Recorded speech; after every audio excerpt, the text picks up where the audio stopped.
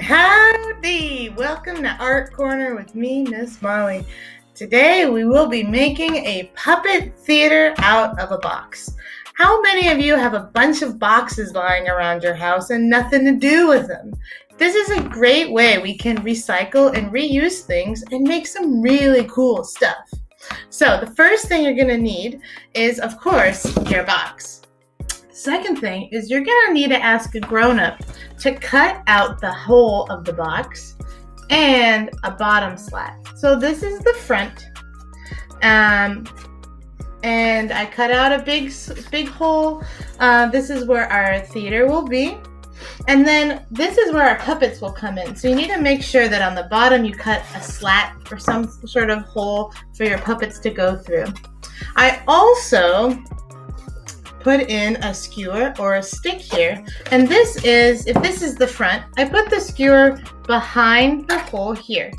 This is where we're going to hang our landscape. So now we have our puppet theater. After our holes have been cut, I want you to start using your imagination. What is this gonna look like? When I was cutting out the hole, I thought this kind of looks like a TV. So you can also make a TV screen, or you can make this an iPad screen. It doesn't have to be a theater. Remember, we're doing whatever we want. The book gives us some really good ideas to get started, but at the end of the day, we have to use our imaginations. Okay, so now we're going to paint our theater box, but I wanted to give you a few painting tips. Every time I paint, I make a little bit of a mess. So what I do, I put on an old t-shirt that I don't care about. So if I get paint on it, it's no big deal. So I highly recommend you have some sort of smock or shirt or apron. I also make sure I have a cup of water. I make sure I have, of course, my paintbrushes and an old rag. These can be really handy for cleaning off your brushes when you're dipping water. So between colors, you dip, rub, ready for the next color. And then make sure you have maybe like a paper plate or even some foil or something you can mix the paint on. I have a little, this is a paint palette, but you can use whatever you have. Paper plates are really great because you can throw them away when you're done. The first thing I did was paint the inside of the box white to give it some more light and airiness. It was sort of dark. This was a scrap from the hole I cut out, and I wanted to make a feature that made it feel more like a theater, so I just drew these squiggles. Please have an adult help you cut them out. It might be hard to do with scissors. Make sure it fits. Next, the fun part, decorating your theater box. I had some paint and decided to give it some stripes to give it a puppet theater vibe. If you want to do something else, please do. You can use paint, markers, crayons, you can glue paper to the sides, you can collage it with old magazines, and it doesn't have to look like a theater at all. It could be a television, an aquarium, a tablet. Use your imagination.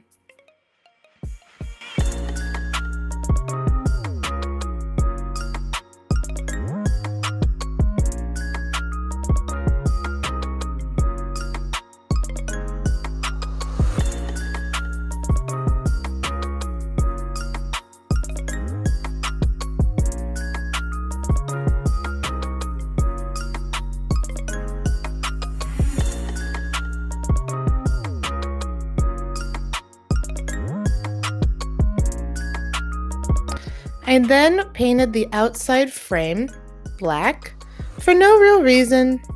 I knew I was going to add stuff to it later and just wanted to keep it basic.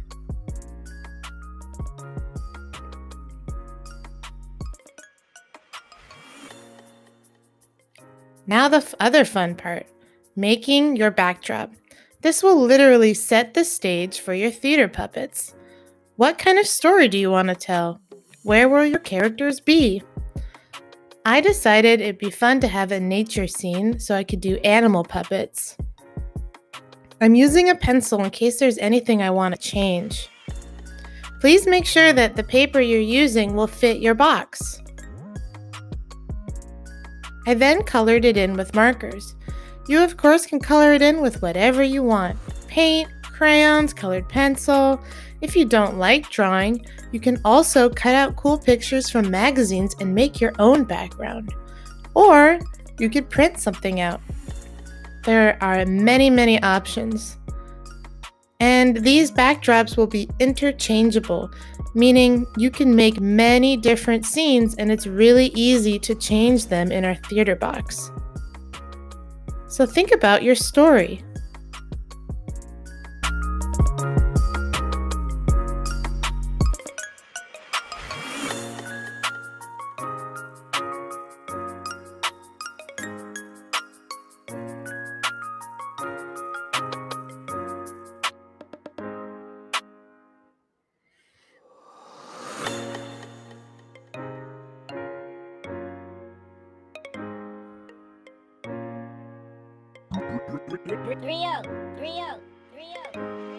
If you want to make something have depth, look like something is really far away and close up, you can use color to help you.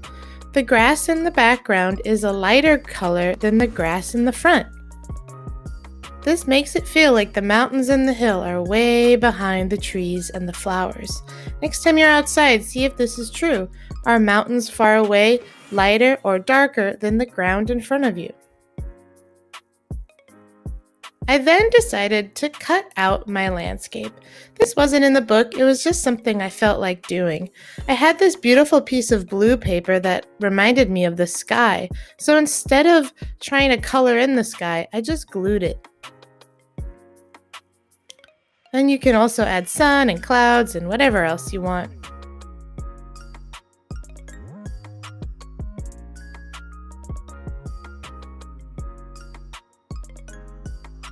Here are some magazines to cut out puppets. I found some characters I liked and glued them onto a piece of construction paper. Here's my backdrop I also made. It's so easy to switch on your backdrop. Just use a piece of tape. Change it into a different one if you want. Anyways, back to the puppets. Cut out your characters and then attach it to a popsicle stick. You can use a glue stick. Ta-da! You can use tape if you have it. Bonus, if you have googly eyes, you can find these at the dollar store. They really add something to our characters, I think.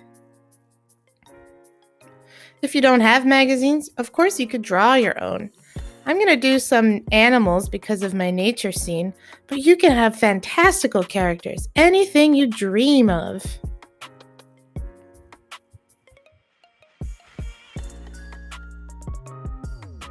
Here I'm using a piece of paper under my coloring hand so I don't smudge the marker. Sometimes when we color with marker, we get a bunch of colors on our hand from the rubbing, and then it smudges all over our artwork. Use a little piece of paper under your hand next time if this happens to you.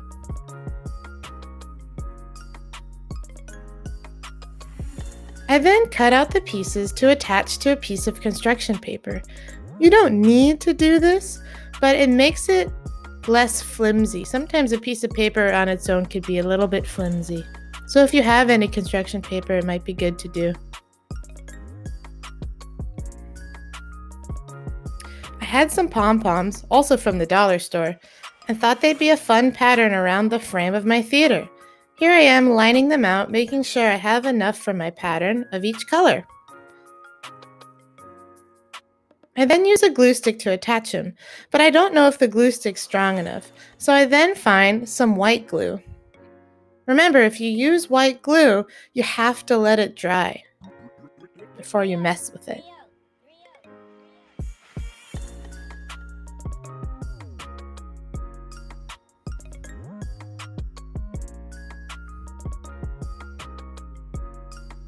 Then, using some more cardboard, I wanted to give something to the bottom of the theater, and there's that piece from earlier I painted. You don't have to do this, and we'll later attach these with some masking tape. Now on to curtains. You can use felt or fabric or tissue paper. I fold it in half and draw a curtain and cut it out. You can use glue or tape. I use tape to tape it on the inside of my theater box. From the outside, it'll look like curtains above and below. Ta-da! We're all done! Now the fun begins. Take your characters and get to work.